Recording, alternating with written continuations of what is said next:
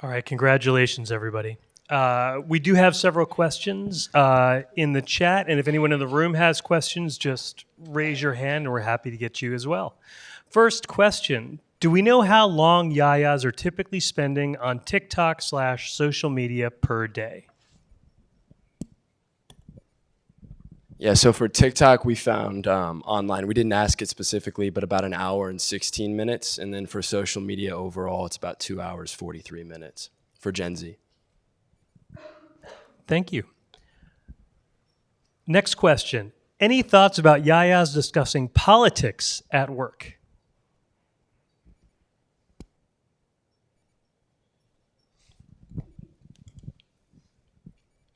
We didn't specifically ask about politics in our survey, so not too sure if they're open to discussing it, but it's definitely something to be wary and cautious about with Yayas.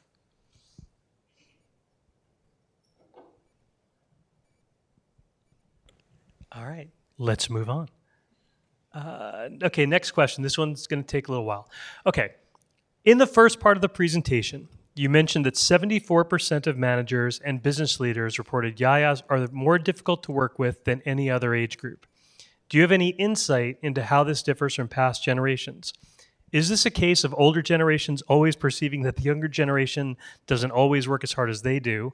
Or is there a significant increase to this narrative about the current Yaya market signifying that the divide has grown deeper? I realize your research was focused on different perception, but curious if this was discussed or if there are any theories. And I can restate any of that as you'd like.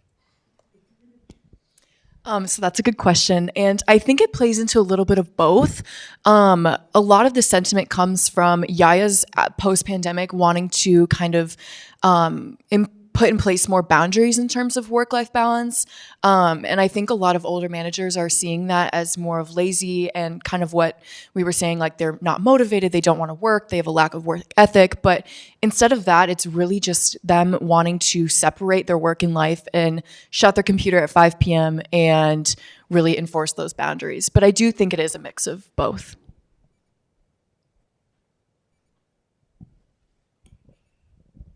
This is sort of related, but for entertainment, we looked similarly at how older generations were comparing to ours because we noticed that our generation was really sad generally. So we were like, all right, are other generations like that too?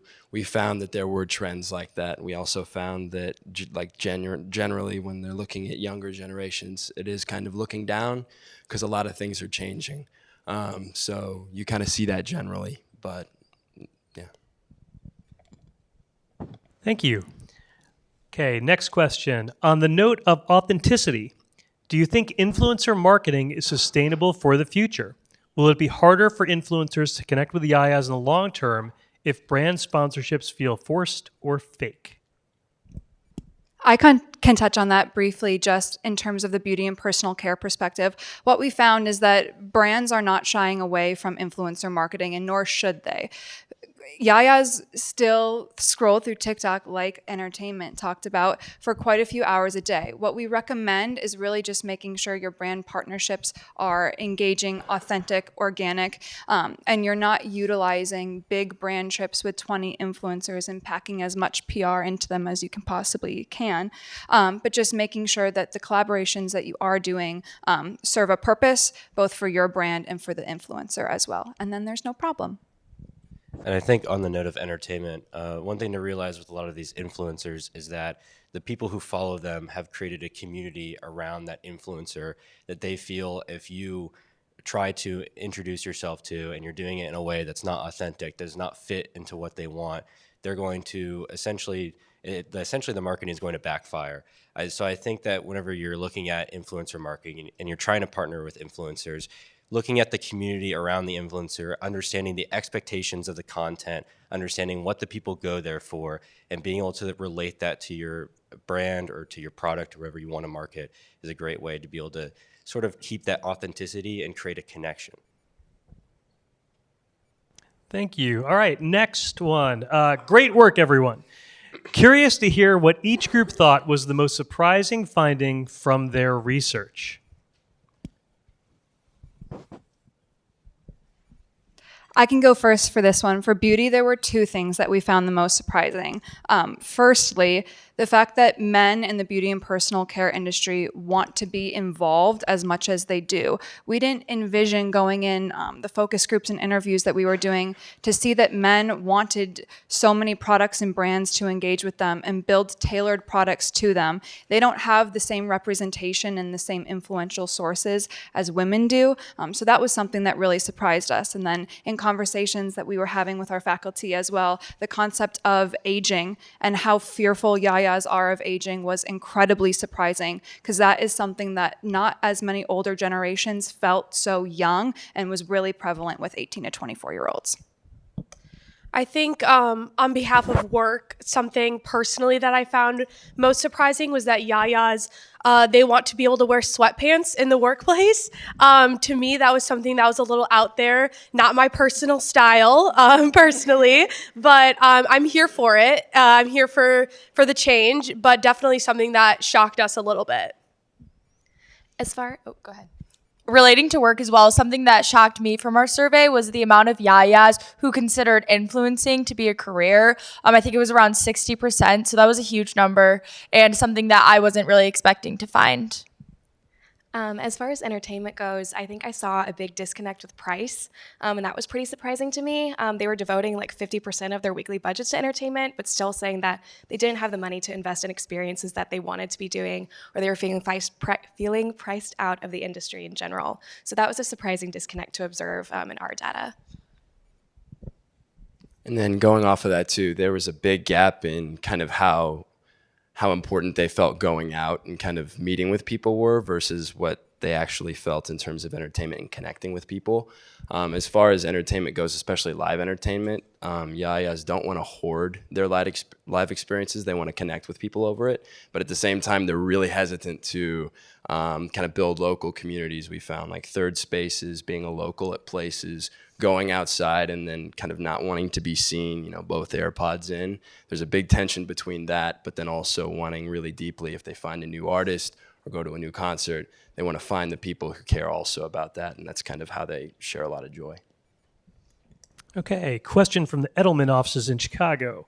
How do brands show up authentic to Yayas? For example, more corporate skewing items like voting, labor policy, etc.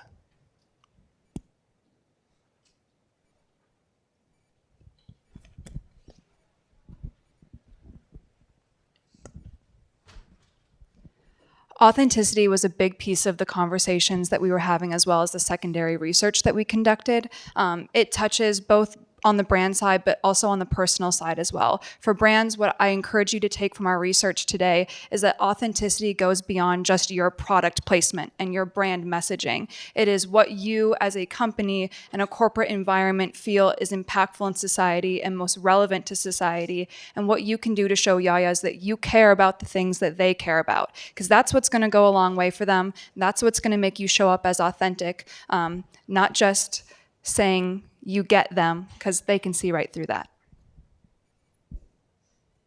And you can get more insights like that on the books for the download at mojo-ad.com. Did you have another? Yeah, I think on behalf of the work and career section, authenticity really comes from just these small little moments in the office. I think Yayas are really tired of all of this super corporate, very rigid communication, and they want to be seen as people and just people, not necessarily just like cogs in a wheel. And so I think for them, that means just simple daily interactions like, how was your weekend? Following up on something that they mentioned before, maybe catching coffee with someone superior to them in the workplace. Even just people, one person in my focus group said, I really appreciate it when my manager knew that it was my birthday and wished me happy birthday. So I think just kind of putting it down to those day-to-day human interactions can really show Yayas that their company cares about them. And I think lastly, one big thing is just sort of trying to stay human, seem like there's a human behind the brand. Us as Yayas, we've been inundated with technology since we were in middle school. Our media literacy on social media and on our apps we're basically experts at it because it's been our entire lives. And especially with, the pandemic and everything, when we were stuck inside for so long, we got really, really good at identifying what's real and what's not. and when somebody's being fake or when somebody's showing their true selves. So I think just acting like, or at least presenting yourself as if there is a human behind it, because there is a human behind it. There's a human behind every campaign. There's a team of people that are working on it. So seeming like this is something that you're putting effort into and that you really care about it, and it's not just something to sort of push paper, is a really good way to connect with Yayas, because they can see right through whenever you're being fake. Thank you. All right. Glasses on. Did any Yayas discuss the notion of rebelling against traditional workplace by deciding to take an alternative path of starting their own business? I can answer that one. Absolutely. Entrepreneurship was a huge talking point during a lot of the discussions. A lot of it came from post-pandemic realizing that you can kind of have alternative means to making money, as well as the fact that a lot of the modern workplace just doesn't work for Yayas. So they're going to be their own boss. They're going to find their own ways of making money, and they're going to do that without having to rely on a company. We also found that more people are going to social media as influencers outside of work. So they still work the traditional 9 to 5, but you're seeing trends like come to me from my 5 to 9 after I get off of work. And so those trends are becoming more common because it is a source of income while also still working the traditional workplace. Thank you. Okay, here's another one. Any research on the TikTok ban or thoughts about it from the Yaya market? Yeah, so we kind of like looked into this a lot last week, and one of the things we know is that they have for the last few years gotten, like Frank mentioned, they've built huge communities behind a lot of the influencers that are on there right now. So if ByteDance does sell to the US, then that's great and it can continue. Otherwise, you can expect a lot of those influencers to be moving to Instagram Reels, YouTube, etc. So if you want to get there before that happens, that's strongly encouraged and build that right now. Otherwise, when that happens, I think brands are going to be behind. Okay. Another very nice compliment. Such amazing work. Congratulations on the insightful interpretation of the data.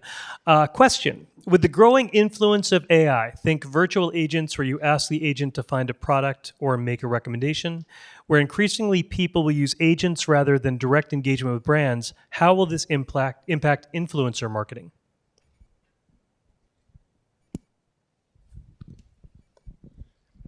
A stat I can speak to from our survey was that Yayas are pretty evenly split on whether AI-made entertainment is just as good as human-made entertainment, but we did see that they are pretty open to exploring AI as a platform in general. So I would say that AI isn't seeming to be a deal breaker for Yayas, and they're actually pretty curious about it. It's just navigating the way through using AI as a tool versus using AI to replace actual jobs. We saw that with the writer's strike, and we see that with our job research as well, with just not wanting to feel replaced by AI as an engine rather than a human source of work. Kind of going off of that, we also found that it's a big point of contention with Yayas. It's something they're very conflicted on. I think 45% believe that AI entertainment is just as good as human-made entertainment, but there's a high 30% that disagree. So I think a lot of Yayas are referring to the influencers that they follow while also using these AI travel agents and kind of comparing the results from the two and making their decision based on that. All right, quantitative strategist, this one's for you. What was the underlying demographic distribution? How many participants were surveyed? And did you find discrepancies between ethnicity, socioeconomic status, etc.? I can start with this one. Our survey was distributed to 850 participants nationwide, the top 4 states being California, New York, Florida, and Texas. And then across the beauty industry, we didn't really see as many discrepancies as we thought we would. So that was something that we found really surprising for the beauty industry, especially when looking at women and men. So that was our biggest takeaway, I think, was that men and women have the same feelings about the beauty industry. And then as for socioeconomic status, that's not really something we focused on nearly as much. However, we really wanted to focus on, for the beauty industry, the difference between genders. I second everything that Holly said, and I can speak to the work industry as well. We also didn't really see much discrepancy between things like gender, socioeconomic status. That was kind of surprising to me as well. I kind of figured maybe men and women would think about the job search process, work-life balance overall a little bit differently, but we really didn't find that in our research. I would third those comments. As far as entertainment goes, something surprising for us was that video games were also pretty evenly spread between men and women as the gender demographics go. So that was surprising to see that there wasn't a huge difference between men being more interested in that platform than women. Thank you and well done. Okay, another question. In the workplace, you mentioned how older generations feel about yayas, but were there any specific findings about how yayas feel about older generations? Be kind. Yes, I will start by saying that is a great question. And I think general consensus about older people in the workplace that Yaya's felt, they just felt a general disconnect between them. A lot of them said, I currently work in an office where there's not that many people my age, and they find it hard to relate to them. So I think that goes back to our recommendation on making sure that Yayas feel included in the conversations and that they are kind of just talked to as a person. I think that would really bridge that gap. But there wasn't anything super negative. It was really just that they didn't feel like they could connect with them as much just due to a different life stage. One thing that we did not touch on in the presentation, but is in our plan book that you can download on the website. One of the things that we found was there were a lot of frustrations around technology, specifically when it came to older workers in the workplace, feeling like there was a disconnect between technology usage and maybe they weren't as informed as us yayas. So that was one thing that we found. Politely said. Okay, next question. Great work to all teams. I found the discrepancy between yayas who agree and strongly disagree with AI entertainment being as good as human-made entertainment. What did you find was the cause of this divide, and do yayas interpret the term what do yayas interpret the term AI to mean?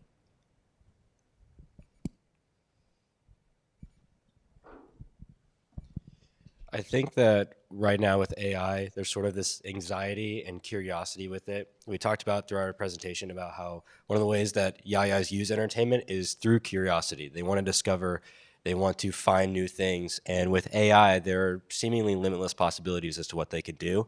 So there's a lot of curiosity there where they see the potential, but they also have some anxiety that it's going to start taking over sort of the human aspect of entertainment that they really connect with. They don't want to replace people's jobs. They don't want to replace things. They don't want to replace people that they care about or that they connect to online.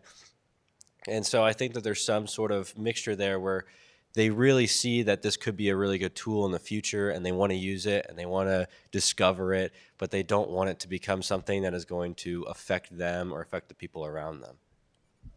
Yeah, and going back to kind of the communities they build, one of the main reasons that I think we found so many people are turning to entertainment as an emotional response is because of the people that are creating that music or that art in general. And when it's AI, you don't get that same connection. Kind of the whole value is that it's coming from a person. So now that they're so into kind of keeping in touch with their emotions, like the top search term on Spotify last year was sad. And so, I mean, like generally for AI, it's not going to be able to create the same things as humans are. That will never be the case. So for entertainment, there will always be an audience for that. Thank you. All right, last question. Did your research touch upon being physically in the workplace and not only working from home? I can answer that. Yes, it did. One thing that surprised me was that yayas are actually really interested in going back to the workplace, not necessarily full-time. Hybrid work really appeals to them. But I think they have a lot of negative feelings towards completely remote work due to that lack of connection. But I think yayas are wanting to move more towards hybrid / in-person work in order to foster better connections and ultimately produce better work. In secondary research, we found that one of the negatives that people felt about complete remote work was that they're disconnected from their coworkers. And so what we actually see are yayas tend to struggle more getting to make connections, and they tend to crave in-person and hybrid work because of that.